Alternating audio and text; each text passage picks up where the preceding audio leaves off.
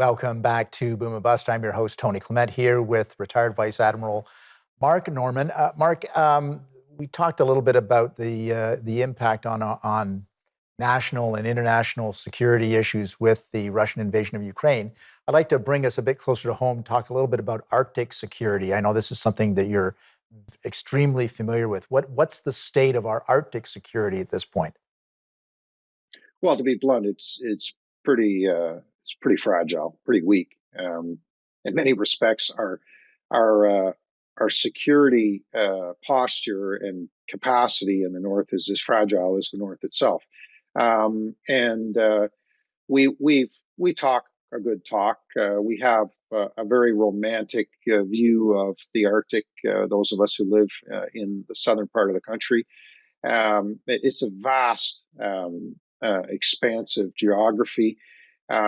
There's a lot of water up there. Most of it is in a solid form most of the year, but nonetheless, it is a maritime space in many respects, and it's pretty unprotected.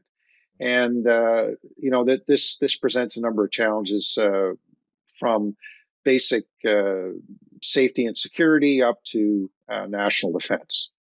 Do you take heart in the discussion, at least? And it looks like both parties are interested in more than discussion in terms of revamping NORAD. Is that something that shows increased seriousness about the region?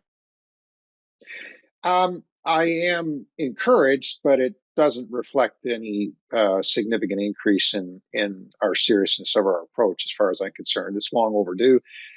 It would be like coming to the conclusion after the water is pouring in, well, after multiple rainstorms, that maybe it's time to fix the roof. So this is I would describe as modest investment, notwithstanding the fact that we're talking about billions of dollars, but there's a lot more that is required.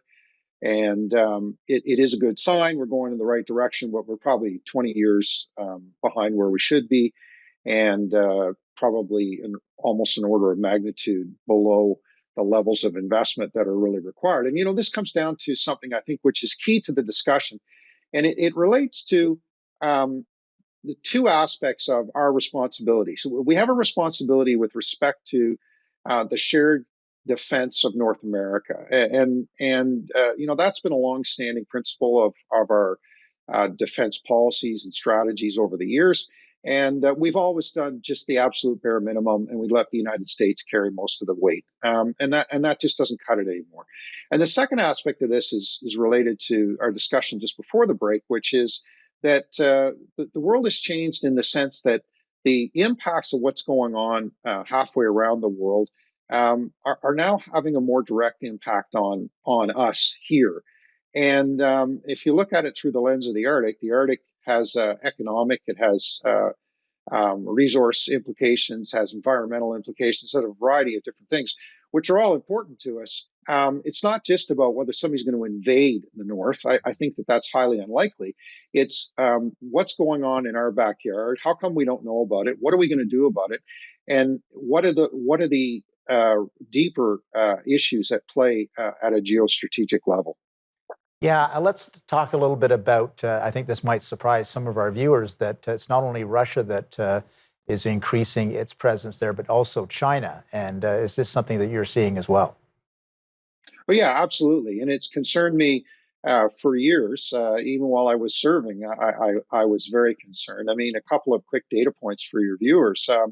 First thing is China does not have any direct geographic connection to the Arctic. They have managed, however, to talk themselves into observer status on the Arctic Council, which, when it happened, was very disturbing to me, because they have no business there, although they will argue that it's based on scientific and environmental global responsibilities. The second thing, which I think it should be of real concern, is that China is building more ice capable ships than all the other Arctic nations combined. And why are they doing this? They're not just doing it because they can, they have an intent. And that intent is motivated by economics, and it's also motivated by deeper strategic interests in terms of how they see themselves as a global player. A very interesting point, and I'm glad that you mentioned that. We're going to take another brief break with our guest, Vice Admiral retired Mark Norman. We'll be back after this break. Please stay with us.